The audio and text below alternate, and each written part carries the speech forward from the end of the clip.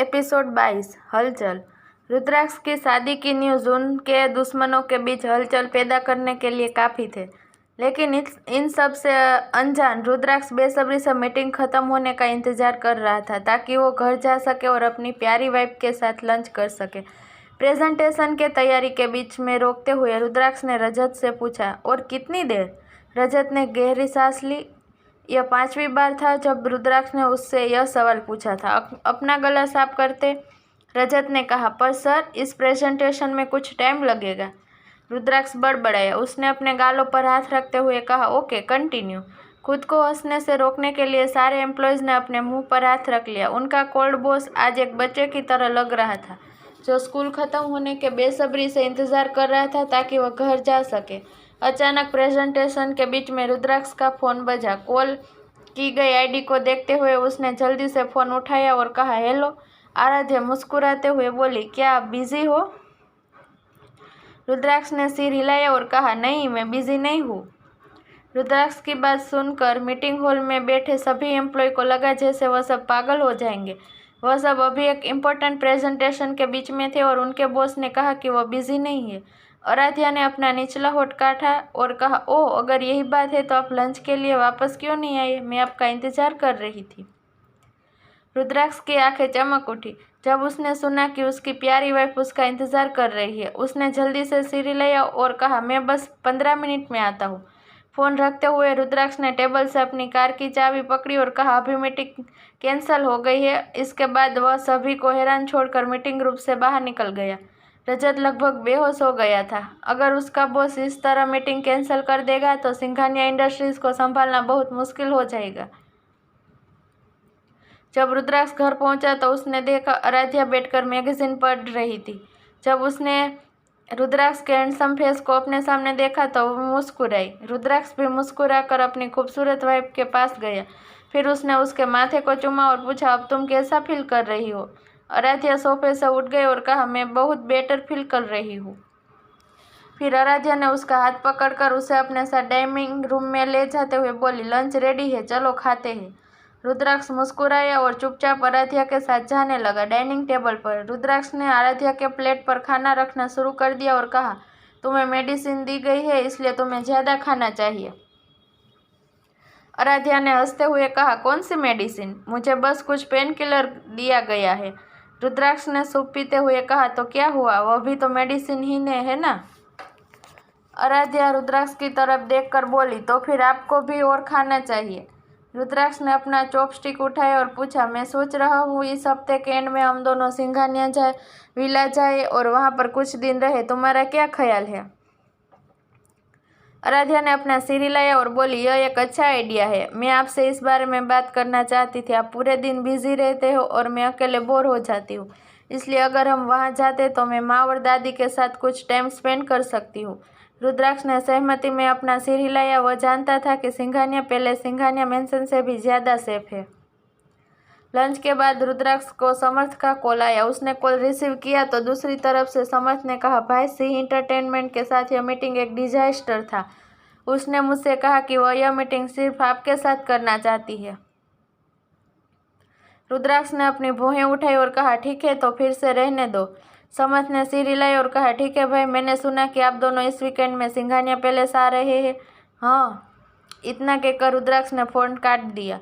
आराध्या जो उसके बगल में बैठी थी उसने उसके चेहरे के एक्सप्रेशन को देखा और पूछा, क्या बात है, किसने कॉल किया था? रुद्राक्ष ने आराध्या की ओर मुड़ के मुस्कुराते हुए कहा, समर्थ का कॉल था। आराध्या ने सिर हिलाया और चुपचाप बैठ गई। क्या तुम आज कहीं बाहर जाना चाहते हो? रुद्राक्ष ने पूछा। आराध्या ने अपना सिर हिलाया और कहा, ऐसी कोई बात नहीं है, मुझे पता है कि ऑफिस से काम में बिजी है आप। जब आप फ्री हो जाएंगे तब हम कहीं बाहर जा सकते हैं। उसके जवाब को नज़रअंदाज करते हुए रुद्राक्ष ने अपना फ़ोन उठाया और कहा, तो फिर हम दोनों आज एक मूवी देखने चलते हैं। मैं रजत को टिकट बुक करने के लिए कह देता हूँ। आराध्या ने सिर हिलाया और मुस्कुरा दी। रुद्राक्ष ने रजत को फ़ोन किया और कहा, तुम मेरे लिए आज शाम को 2 मूवी की टिकट अरेंज करवा दो। रजत ने अपना सिर खुजलाया और कहा, सर, मैं आपको फ़ोन करने वाला था। सिद्धार्थ सर और रॉकी आपके ऑफिस में आपका इंतज़ार कर रहे हैं। उन्होंने एक इम्पोर्टेंट बात करनी है आपसे। रुद्राक्ष ने सिर हिलाया और कहा, तुम टिकट बुक कर दो, उनको वेट करने के लिए कहो, मैं अभी आता हूँ। रुद्राक्ष ने अपनी कार की चाबियां पकड़ी और कहा, आराध्या, मुझे थोड़ा बाहर जाना होगा, वापस आकर मैं तुम्हें मूवी देखने के लिए ले जाऊंगा। फिर उसने उसका माथा चूमा और कहा, अच्छा तो फिर मैं चलता हूँ। आराध्या मुस्कुराई और बोली, ठीक है, ध्यान से जाना।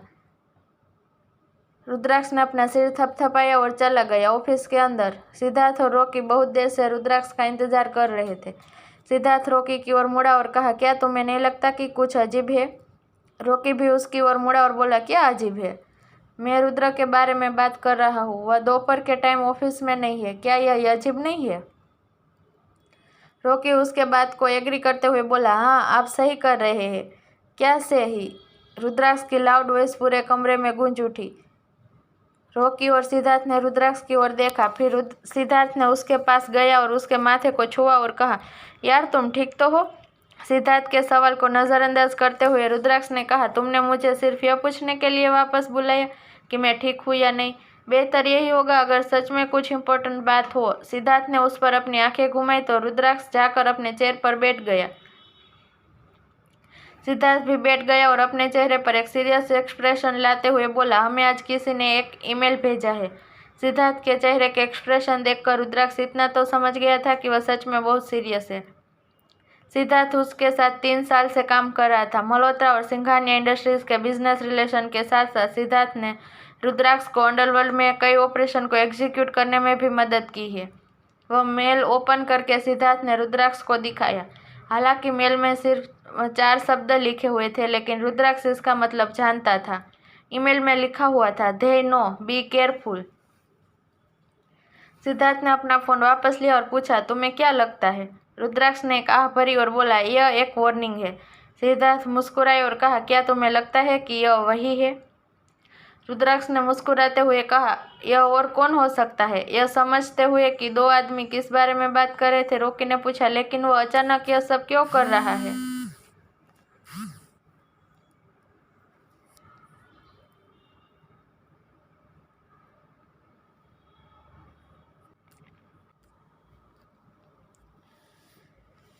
रुद्राक्ष ने कुछ नहीं कहा, वह सब हंसा।